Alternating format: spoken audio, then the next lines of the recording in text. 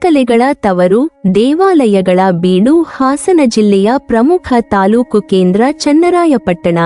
ಈ ಊರಿನಲ್ಲಿ ಹಲವಾರು ಪುರಾತನ ದೇವಾಲಯಗಳಿವೆ. ಈ ಪೈಕಿ ಕೋಟೆಯ ಚಂದ್ರಶೇಖರ ದೇವಾಲಯ ಪ್ರಮುಖವಾದದ್ದು. ಕಲ್ಲಿನ ಕಂಬಗಳ ಮಂಟಪ ಹಾಗೂ ಗ್ರಾನೈಟ್ ಕಲ್ಲಿನಿಂದಲೇ ಕಟ್ಟಿದ ಹಳೆಯ ದೇವಾಲಯ ಇದಾಗಿದ್ದು, ಕಲೆಗಳ ಬೀಡಿನಲ್ಲಿರುವ ಈ ದೇವಾಲಯ ಶಿಲ್ಪಕಲಾ ವೈಭವದಿಂದೇನೂ ಕೂಡಿಲ್ಲದಿದ್ದರೂ ತನ್ನದೇ ವಿಶೇಷತೆಯಿಂದ ಭಕ್ತರ ಮನಸೆಳೆಯುತ್ತದೆ. ಈ ದೇವಾಲಯದಲ್ಲಿ ಶಿವನಿಗೆ ಮೂರ್ತಿ ಪೂಜೆ ನಡೆಯುವುದು ವಿಶೇಷ. ಪುರಾಣದ ರೀತ್ಯ ಭೃಗು ಮಹರ್ಷಿಗಳ ಶಾಪದ ಫಲವಾಗಿ ಬ್ರಹ್ಮದೇವರಿಗೆ ಭೂಮಿಯಲ್ಲಿ ಪೂಜೆಯಿಲ್ಲ. ಶಿವನನ್ನು ಲಿಂಗರೂಪದಲ್ಲಿ ಮಾತ್ರವೇ ಪೂಜಿಸುತ್ತಾರೆ. ಅಂದರೆ ಶಿವನಿಗೆ ಮೂರ್ತಿ ಪೂಜೆ ನಿಷಿದ್ಧ.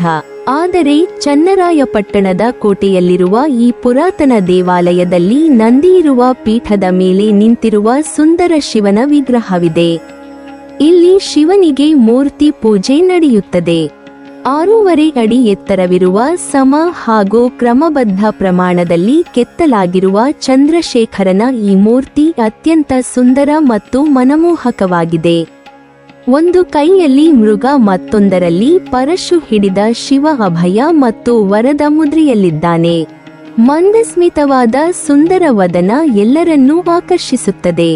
ಶಿವನಿಗೆ ವಸ್ತ್ರಾಭರಣಗಳನ್ನು ಶಿಲೆಯಲ್ಲೇ ತೊಡಿಸಿರುವ ಶಿಲ್ಪಿಯ ಕಲಾ ಚಾತುರ್ಯ ಎಲ್ಲರನ್ನೂ ನಿಬ್ಬೆರಗುಗೊಳಿಸುತ್ತದೆ.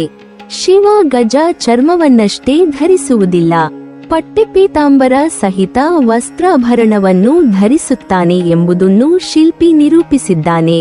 ಶಿವಾಯ ವಿಷ್ಣು ರೂಪಾಯ ಶಿವರೂಪಾಯ ವಿಷ್ಣವೇ ಶಿವಶ್ಚ ಹೃದಯಂ ವಿಷ್ಣು ವಿಷ್ಣುಶ್ಚ ಹೃದಯಂ ಶಿವ ಎಂಬ ಶ್ಲೋಕವಿದೆ. ಹರಿಹರರಿಗೆ ಯಾವುದೇ ಭೇದವಿಲ್ಲ ಎಂಬುದು ಇದರ ಅರ್ಥ. ಹೀಗಾಗಿಯೇ ಈ ದೇವಾಲಯದಲ್ಲಿ ನಿಂತಿರುವ ಶಿವನಿಗೆ ವಿಷ್ಣುವಿನ ಅಲಂಕಾರವನ್ನು ಮಾಡಲಾಗುತ್ತದೆ.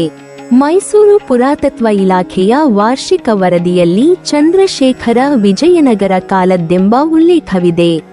ದೊಡ್ಡ ಬಸವಣ್ಣನ ಗುಡಿ ಎಂದು ಖ್ಯಾತವಾದ ಈ ದೇವಾಲಯದಲ್ಲಿ ಸುಂದರವಾದ ಬಸವಣ್ಣನ ಮೂರ್ತಿಯಿದೆ. ಪ್ರಾಕಾರದಲ್ಲಿರುವ ಮತ್ತೊಂದು ಗರ್ಭಗೃಹದಲ್ಲಿ ಅತ್ಯಂತ ಸುಂದರವಾದ ಗೌರಮ್ಮನ ವಿಗ್ರಹವಿದೆ. ಕಮಲ ಹಿಡಿದ ದೇವಿಯ ಸುಂದರ ಕೃಷ್ಣ ಶಿಲೆಯ ವಿಗ್ರಹ ಮನಮೋಹಕವಾಗಿದೆ. ಹಿಂದಿನ ಪ್ರಭಾವಳಿಯಲ್ಲಿ ಹಾಗೂ ಕಿರೀಟದಲ್ಲಿ ಸೂಕ್ಷ್ಮ ಕೆತ್ತನೆ ಇದೆ.